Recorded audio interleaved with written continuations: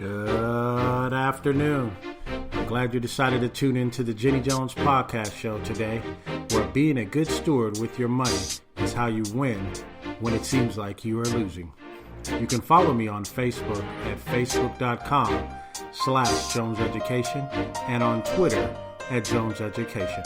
Under the My Retirement Exit series today, we will look at the shift, giving up control. As always, we will end the show with a homework assignment that will help you win when it seems like you are losing. This podcast is brought to you by MyRetirementExit.com, home of the Retirement Readiness Report Card. Giving up control. Giving up control. This podcast is about giving up control. You know, in 1986, there was a song by one of my favorite female recording artists of all time, Janet Jackson. In fact, that was the actual name of her chart-topping album entitled Control. I think it was her third album at the time. And I really liked the song as a 17-year-old actually getting ready to turn 18. It was about control. In fact, the intro to the song at the same time was my own personal anthem. The first few bars, and I quote, "This is a story about control, my control. Control of what I say, control of what I do. And this time, I'm going to do it my way." I rewind that part of my cassette tape over and over again. You know, having control as a 17-and-a-half-year-old is what I call myself, 17-and-a-half-year-old. It was about that time. Those are the things you did at 18. Getting control was one thing. It was easy to finally get control at 18, you know, I guess because you are considered an adult, right? I mean, you know, it was all about control. I was so in control that I let an Army recruiter talk me into skipping college and going to the military to fight for my country instead. And I'm very proud of that.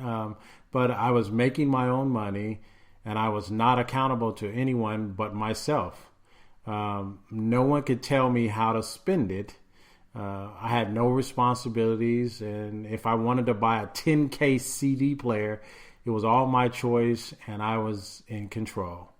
I was in control and I loved every minute of it. Okay, so sure, I use a Grammy Award-winning recording artist as an introduction to this podcast.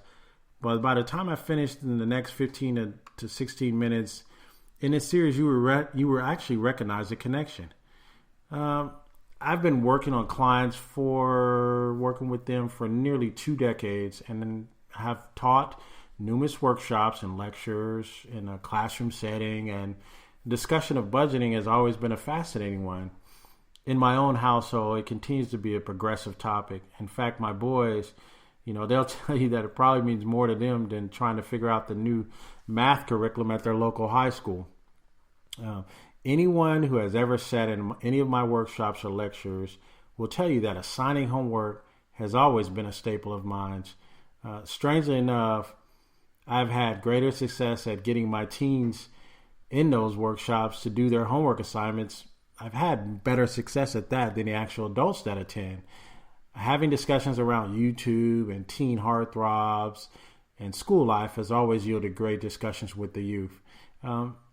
Whenever I explain to teens about a budget, the light just comes on and they just get it. Their eyes pop and they're excited. It's like, okay, simple math. If I make X amount of dollars, then that I can't exceed Y amount of dollars or there's no dollars left. You know, I always use that as a jumping off point to share with them why going to college is best, because you can make more, thus allowing you to spend more. And they always seem to get that. It's easy for them because they don't really have any money or obligations at the time. Sure, what they want, you know, they want a lot of things. Their parents just somehow come up with those things. I remember my son as a youngster telling me, "Hey, Dad, you can always just go to the bank and get money out." Like somehow he thought that all I had to do was just go to the bank and it just spit out an unlimited amount of 20s. That was funny. But my challenge has been with adults, especially working adults. And here's my theory, which was my opinion I think it was actually backed up by a PhD professor at one of my lectures in college.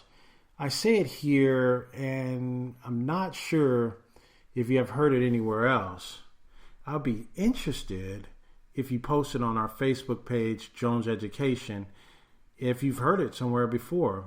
But here it goes, right here, these 3 words: giving up control.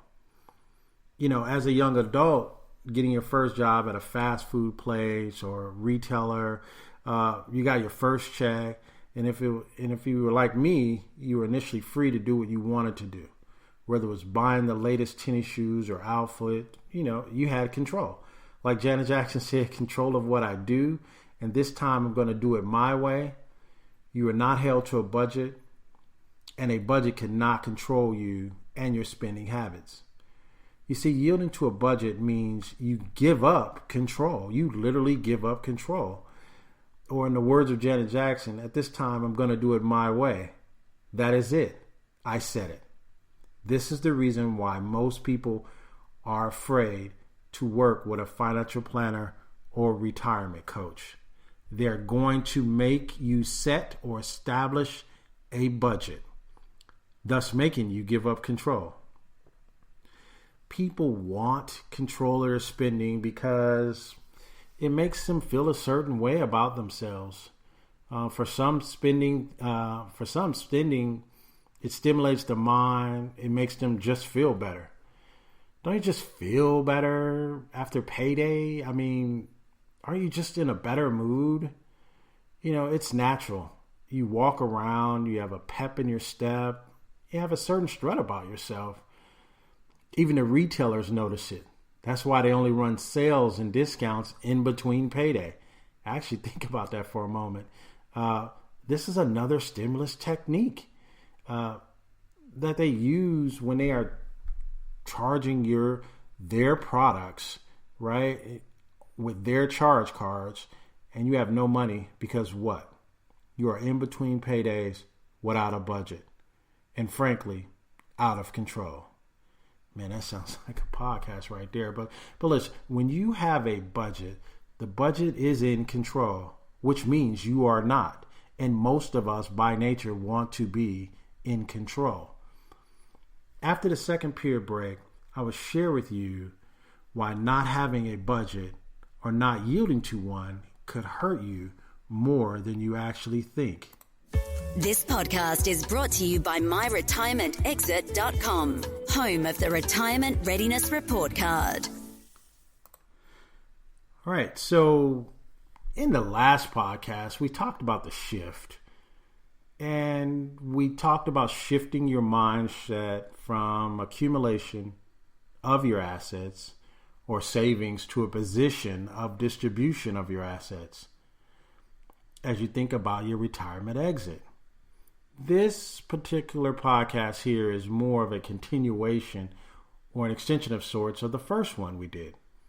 In this podcast, we talk about or suggest the fact that giving up control or yielding to a budget is in your best interest. That takes a great amount of shift in thinking, shifting of how you actually thought about it while you were working and producing an income, and now moving to the part where you have to move into the distribution. So it is a part of a shift. This again is about shifting your mindset, and it's preparing you for your retirement exit. I have about 5 reasons why it's important to start to yield to a budget if you're not already. But for the sake of time, I will share about 3 of them here today. And I share and go into greater detail to all 5 of them in my upcoming book. Now, in defense of the listeners who do yield to a budget, I have some things in there for you as well. And I would be remiss if I did not applaud you and thank you, because you make the life of us planners easier. When we have to share with an adult that they no longer can have unlimited control of their finances while moving into retirement, it's just not an easy conversation to have, and it doesn't come across that easy. One reason you might want to yield or conform or flat out give up control to a budget is because it prepares you to live on less going into retirement. Okay, so why do I have to live on less, you may be asking? If you're prepared to live on less, I mean, if you get caught in a bad economic downturn, you would have already adjusted to a reduced income and spending pattern. Let me give you an example of that. Let's say you retired in July of 2007. Let's call it July 12th of 2007. And as you think about it for a moment, you think about that day when you packed up your office belongings and got into your car, never to have to return to that place called work again in your life. You would be the happiest person in the world. Then, exactly 1 year later, the following year happened, 2008, one of the most horrifying recessions most of us have ever seen in our lifetime. I was not around in 1933, so I can't speak to the last great recession, but I've read about it, and it was not pretty.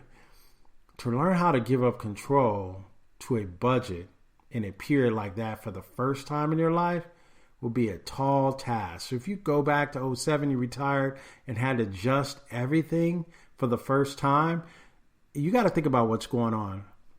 Your retirement pot, or your pot of money that you have deemed for retirement, has all of a sudden it shrunk down a little bit, and you don't have the money you thought that you would actually have. Let's say you're taking about a 30 to 40% hit on your overall assets. That's going to take a lot out of you already. But for you to now go into a budget and restrict that, that's hard to even fathom. So preparation is the first reason. The second reason is the proper perspective to the income portion of the retirement plan. Listen, going into retirement, there are generally only two ways to start your overall retirement plan as far as income is concerned. You go with planners. We call that the ratio model, meaning you would adjust your overall living about 30%, or you estimate about 70% of your overall annual income going into retirement. Or in most cases, you can go into what's called a needs-based budget, meaning you would have to cut back to just basic needs based, kind of based off Maslow's hierarchy of needs. Your food, shelter, et cetera. That means no more HBO or expensive eating out, or what we call in our profession nice to haves. Okay, so if you are used to living a certain lifestyle, or you have to adjust it down or to cut it back by 30%, you now have to figure out what you can live with and can live without. Okay, I've already had to talk with my wife about our reality shows found on the premium channels of cable. That's kind of funny, just our discussions.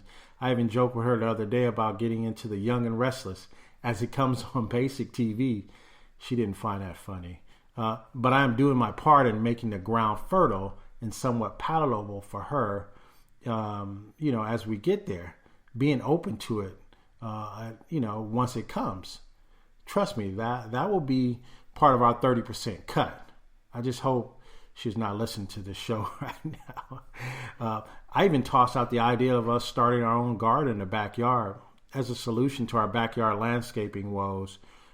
She was actually open to that idea. I said, let's get into something we can enjoy together.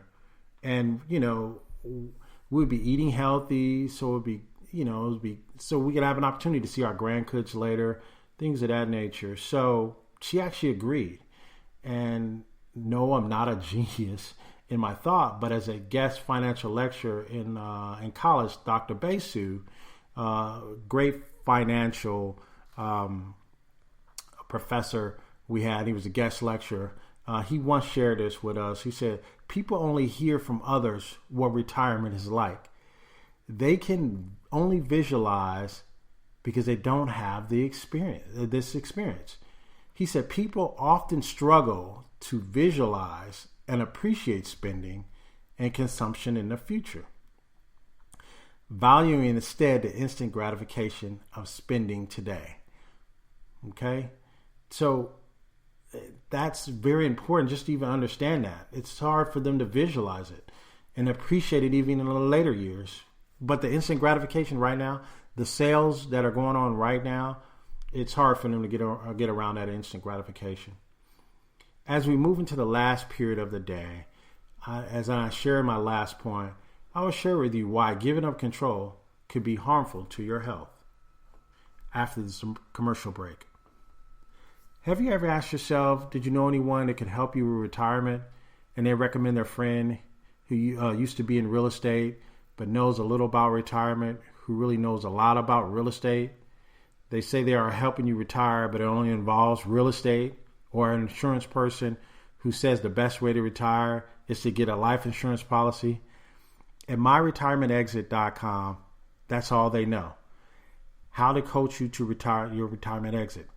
Get your retirement readiness report card today at myretirementexit.com, and in the checkout, type in JJ Podcast for a discount off the already low price of $99. This report card also includes a 1-hour consult with one of our retirement coaches to discuss the results of the readiness report card. To learn more, visit www.myretirementexit.com services. So as I mentioned before the break, the third thing that I wanted to get into, and the third point, is probably one of the most important reasons. And again, I mentioned it's 5, but I wanted to make sure that I got this one in here. It's called your satisfaction psyche. Yeah, that's something I kind of came up with when you listen to it, it'll make more sense. Say you've been retired, like some of my clients, and then say it's been about 6 months and you're just bored out of your life. There's already not enough to do, but you try to stay busy by visiting family, friends, and grandkids. I speak with most of my clients, and they spend most of their time at the doctor's appointments and looking for bingo and casino games or something to do. They're trying to satisfy their psyche. They're trying to stimulate good feelings or things that make them feel good. For most people, it makes them feel good to spend or have nice things, and this feeling is closely related to their overall well-being. Let me ask you a question here. Would you agree that feeling good or self-actualization in Maslow's hierarchy have a great contribution to your long-term health? If you feel good, it allows you to feel better about yourself and can extend your life in some instances. So if spending money or shopping without a budget drives your well-being or feeling right now, and you have money and you're actually working and generating an income every month, how will it affect you in retirement if you don't give up control to a budget right now? You're not going to have that freedom to always spend. If you working and you have the opportunity to say, oh, I'll just pay for it next paycheck or something like that, well, you may not be able to do that. Okay, because now you're in retirement. Okay, so if spending money or shopping without a budget drives it, then that's going to be difficult for later on if you haven't adjusted. How's it going to affect you if you don't have control of a budget now? It will hurt worse if you all of a sudden have to give up control without mentally preparing for it. When I meet with clients, I tell them, I say, hey, listen, I know this is a lot of paperwork I'm giving you about your spending habits, but I have to know.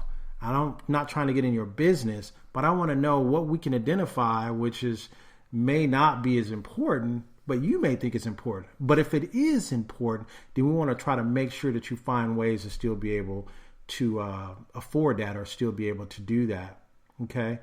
All right. So, and that's when I'm meeting with them, when I'm giving them all the paperwork. I was like, why are you giving me so much? You know why?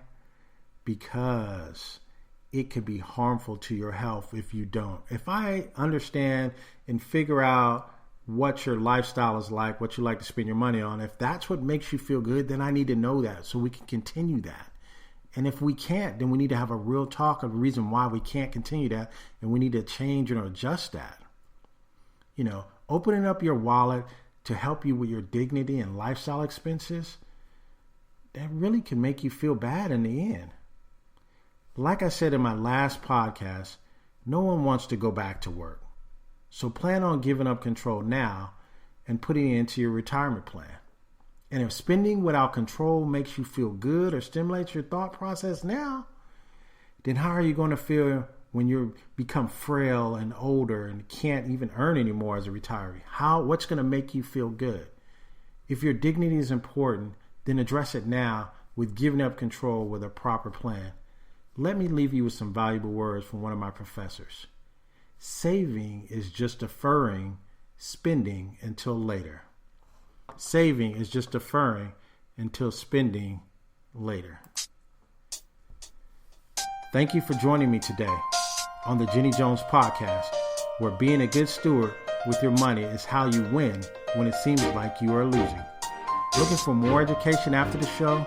Join a discussion about this podcast, tips, discounts, workshops, and much, much more on Facebook at facebook.com/Jones Education. Don't want to miss out on anything?